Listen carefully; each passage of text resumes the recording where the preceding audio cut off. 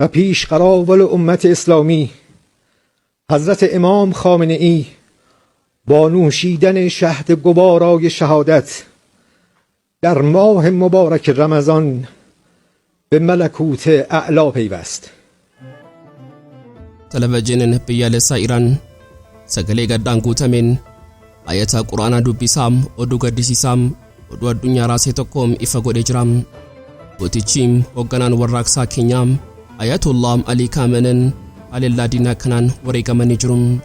Oduun kun akkuma dhagaameen Tiiraan qofa osoo hin taane daangaam hanga daangaatti giddu galeessaarraam hanga addunyaa guutuutti gaddii guddaan buufatee jira.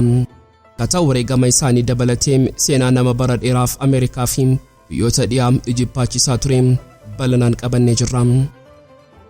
Yeroo pireezidaantiin Doonaald Tiraamp waraana guddichaa Tiiraan irratti labsan abiddichi giddu galeessaa qofa osoo hin taane qe'ee isaanii Waashingitanii fi Filooriidaallee ho'isuu eegalee jira.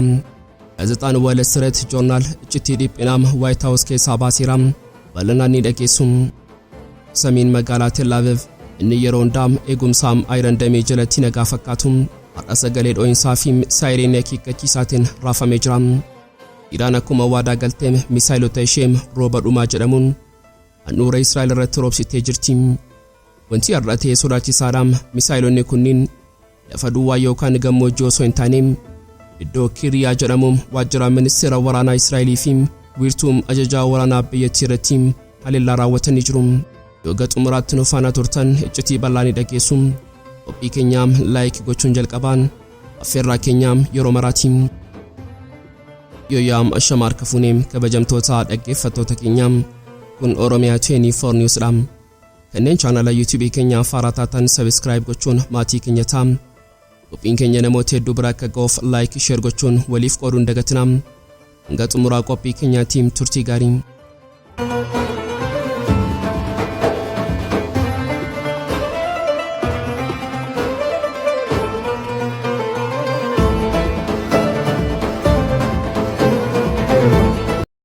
ولو قاتلكم الذين كفروا لولوا الأدبار ثم لا يجدون وليا ولا نصيرا سنة الله التي قد خلت من قبل ولن تجد لسنة الله تبدیلا. ملت هایی که فکری دارند، هویتی دارند، انگیزه‌ای دارند، متکی به خدا هستند، متوکل علی الله هستند، نیستند و خدای متعال به آنها کمک خواهد کرد. سنت الهی اگر بیستن مسلمان ها بر همه ساز و برگ قدرت های طاغوتی و مستکبر پیروز خواهند شد. برین گویا دلبتاب بتوتسا توکو کمالاماف دیدمیجام addunyaa islaamaa fi qabsaa'ota bilisummaa hundaaf guyyaa dukkanaam guyyaa onneen laaftee fi guyyaa seenaan bifa dhiigaatiin barreeffametee as ba'ee jira. Televizhiniin Biyyooleessaa Iraan sagalee gaddaan guutameen ayata quraanaa dubbisaam oduu gaddisiisaam oduu addunyaa raasee tokkoom ifa godhee jira. Gootichi keenyaam hogganaan warraaqsaa keenyaam Aayatullaa Alii Kaameinii Haleellaa diinaa kanaan wareegamanii jiru. Oduun kun akkuma dhagaameen Tiiraan qofa osoo hin taane daangaam hanga daangaattiin giddu galeessaarraam hanga addunyaa guutuutti gaddii guddaan buufatee jira. Pireezidaantiin Ameerikaa Doonaald Tiraamp of jechuudhaan mirkaneeffanneera jedhanii yoo labsanis Tiiraan garuu hogganaan keenya hin duune wareegamaan rabbii isaanii biraa ga'aniiru jechuun imimmaan dhiigaan makameen lolaasaa jiru. Wanti hunda caalaam nama ajaa'ibuu fi seenaa gootummaa isaanii keessatti boqonnaa dhumaatiin haala isaan ittiin wareegamanidha. Yeroo boombiin Ameerikaa fi Israa'el kan lakkoofsaan 500 ol ta'u samii Tiiraan irratti akka bokkaa roobu hoggantoonni biroom lubbuu fi baraaruuf garaam holqa lafa jalaa fiiganii turan. Aayatullaa Alii Kaameinii garuu akkuma amala isaanii akkuma gootummaa isaanii kan bara dheeraam holqa seenuu didan. Isaan waajjira isaanii handhuura Tiiraan keessa jiru ta'anii uffata isaanii uffata amantaa fi kabaja isaanii uffatanii hojii biyyaa fi uummataa hojjechaa osoo jiranii haleellaa diinaatiin rukutaman. CBS News akka gabaasetti isaan qofa osoo hin taane hoggantoonni olaanoo biroos isaan waliin wareegamanii jiru. Hundoota isaaniitiin kun wareegamaam hojiirraa osoo jiranii diinaam ija keessaam ilaalaa wareegamanidha. Seenaam gooticha kanaam haa yaadannu. Alii Kaameinii eenyu turan? Bara 1939 magaalaa Mashaar iddoo seena qabeessa sanatti maatii harka qalleessaa garuu kan amantiin baraadee keessatti dhalatan jireenyi isaanii ijoollummaarraa kaasee qabsoo fi gidiraa ture. Abbaan isaanii hayyuu amantii turan. Isaanis daandii sana hordofuun barnoota amantii fi siyaasaa wal cinaa baratan. Yeroo dargaggummaa isaanii Shaam Iraan mootii yeroo sanaa kan Ameerikaan deeggaramuu mormuun yeroo hedduu hidhamanii jiru. Dararaam hamaam arganii jiru. Mana hidhaa keessatti lafa qorraa rafaam reebicha hamaa dandamachaam guyyaan bilisummaa ni dhufaam jechuun abdataa turan. Gootummaan isaanii inni guddaan kan mul'ate bara 1981tti yeroo warraaqsi Islaamaa dhalatee waggaa lama kunneen masjiida Abuu Zar kan Teheraan keessa jirutti osoo ummataaf khutbaa gochaa jiranii inni boombii teep recorder keessa dhoksee fuuldura isaanii ka'e. Boombiin sun dho'ee qaama isaanii caccabsee harka isaanii mirgaa guutummaatti laamshessee ogeeyyiin fayyaa lubbuun hin oolan jedhanii turan. Garuu Rabbiin isaan tiksee guyyaa sana kaasee uummanni Iraan maqaa wareegamaa jiraataa jedhu kennaniifii jiru. Harki isaanii mirgaa sun kan laamshee mallattoo aarsaafam diddaa ta'eefii har'a waggoota 45 booda qaamni sun inni madaa'im aarsaadhumaa kafalee jira. Waraanaan Iraan fi Iraaq bara 1980 hanga 88 keessatti Kaameinii masaraa keessa hin teenye. Uffata waraanaa uffatanii daangaarra deddeebi'uun loltoota jajjabeessaa diina dura dhaabbachaa turan. Bara 1989 erga hoogganaan warraaqsaa Imaam Kaameinii darban booda ba'aa guddaa biyyattii gateettii isaanii irratti kaatan. Waggoota 37f dhiibbaa dinagdee Ameerikaa dorsisaa Israa'el dabalatee shira keessoo fi alaa dandamachuun Iraanin gara humna guddaa ba'aa giddu galeessaatti ceesisanii jiru. Yeroo diinni Iraan kufteetti jedhu isaan ammoo saayinsii niwukileeraa fi teekinooloojii waraanaa ijaaraa turan. Har'a garuu Tiraamp fi Netanyahuun gammachuun yeroo gabaabaa argatanii jiru. Haleellaa qindaa kanaan waajjira isaanii keessatti isaan argatanii jiru. Mootummaan Iraan gadda guddaa keessa ta'us doomina agarsiisee jira. Guyyaa 40f gaddaa biyyaalessaa, guyyaa 7f ammoo akka biyyaalessaatti cufiinsa labsamee jira. Manni marii nageenyaa wareegamaa hoogganaa keenyaa jalqaba warraaqsaa haaraati malee xumura keenya miti jedha.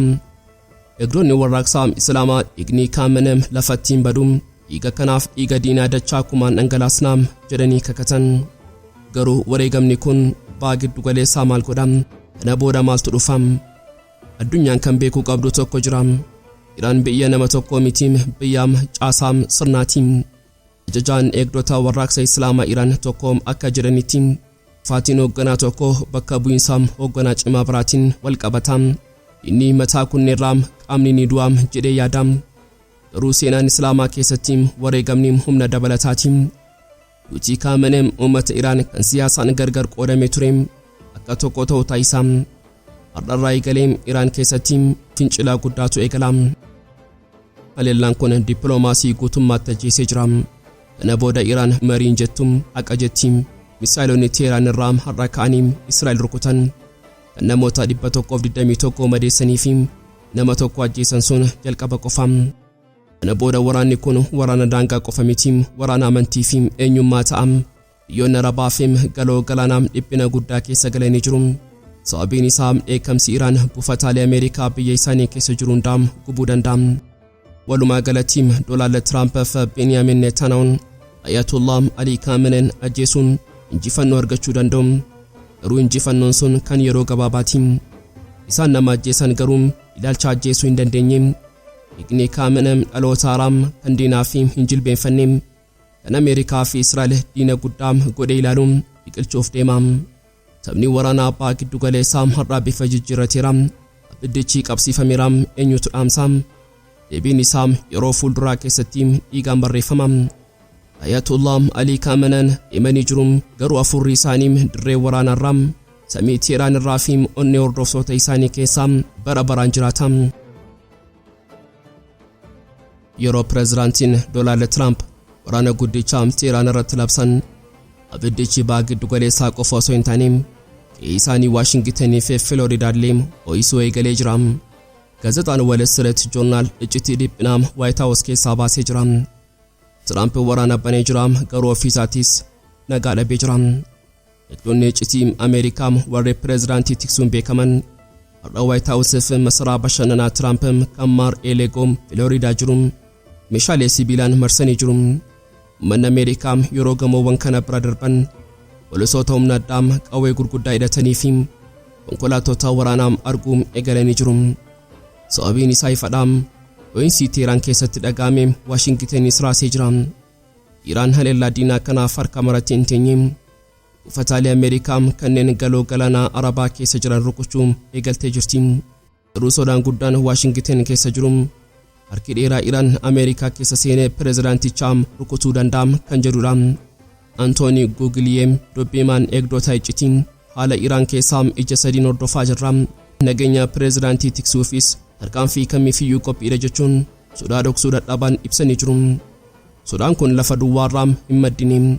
Torban darbee qofaa dilbata galgala dargaggeessi waggaa 20 qawwee hidhatee kellaa Mar-a-Lago cabsuuf yeroo yaalu eegdonni iccitii battalumatti tarkaanfii fudhatanii ajjeesanii jiru. Yeroo sana Trump fi Meelaaniyaan White House turan. Garuu ergaan isaa ifa ture. Manni kee nagaa miti. Dargaggeessi sun ajajaa poolisii diduun qawwee isaa itti aggaamee du'aa ofii barbaade. Kunis mallattoo waraana dhufuuf deemuuti. Seenaan dhiigaa Trump asirratti dhaabbatu. Bara 2024 adoolessa keessa namichi tokko rasaasa 8 itti dhukaase iyya rabbiitiin oolan. Rasaasni sun gurra isaanii irra darbee har'a garuu diinni isaa namicha qawwee qabu qofa osoo hin taane mootummaa guutuun kan teekinooloojii basaasaa fi misaayila qabu Iraanidha. Walumaa galatti Trump Teheraan irratti duula badii labsanis ofii isaaniitiifis mana hidhaa keessa galanii jiru. White House fi Mar-a-Lago amma masaraa nagaa miti isaanis dirree waraanaa ta'anii jiru. Iraan eenyuyyuu yoo nu tuqee nagaa hin bulu jechuun kakattee turti. Har'a Trump mana isaa keessatti poolisootaan marfame sodaan jiraachuu isaa takkuun Iraan dhugaa ta'uu isaa akeeka. Waraanni kun daangaa hin qabu Teheraan irraa ka'ee amma Floridaatti abidda qabsiisee jira. Bariin sanbata darbee gara dilbataatti yeroo ce'u Tel Aviv nagaa hin qabdu turte. Samiin magaalattii inni yeroo hundaa eegumsa Ayirandamii jalatti nagaa fakkaatu. Har'a sagalee dho'insaa fi saayireenii akeekkachiisaatiin raafamee jira. Iraan akkuma waadaa galtee misaayilota ishee rooba dhumaa jedhamuun handhuura Israa'el irratti roobsitee jirti. Wanti har'a ta'e sodaachisaadha. Misaayilonni kunniin lafa duwwaa yookaan gammoojjii osoo hin taane iddoo Kiryaa jedhamu waajjira ministeera waraanaa Israa'elii fi wiirtuu ajajaa waraanaa biyyattii bira bu'uun dho'an. Kun ergaa waraanaa ifaadha. Iraan qarqara qofa osoo hin taane onnee ajajaa waraanaa Israa'el rukutuuf dandeettii qabaachuu ishee mirkaneessitee jirti. Gabaasni miidiyaalee Israa'el kanneen akka Waalaa fi Yoodiyoos Araanota akka saaxilanitti dho'iinsa kanaan namoonni 21 madaa'anii jiru miidhamanii jiru. Isaan keessaa 2 haala baay'ee hamaarraa yoo jiraatan 3 ammoo miidhaa giddu galeessaa qabu. Ambulaansonni Israa'el ariitiidhaan gara iddoo balaa kanaa yaa'uun miidhamtoota guuraa turan. Mootummaan Israa'el miidhaa qabatamaa dhoksuuf tattaafatus suuraaleen miidiyaa hawaasaa irratti tamsaan dhugaa jiru ifa godhanii jiru. Tel Aviv gidduutti ibiddi guddaan yeroo boba'u konkolaattonni hedduun yeroo gubatanii caccabanii fi ijaarsaaleen mancaan mul'atanii jiru. Sagaleen dho'insaa kun Tel Aviv qofa osoo hin taane hanga Yerusaalemitti lafa raasee jira. Walumaa galatti halkan darbee Israa'eliif halkan dheeraa fi dukkanaa ture. Iraan sirna ittisaa qilleensaa Israa'eliin tarsaastee bakka qulqulluu fi eegamaa jedhamu sana keessa seentee rukutuun ishee madaallii waraanaa naannichaa jijjiiree jira.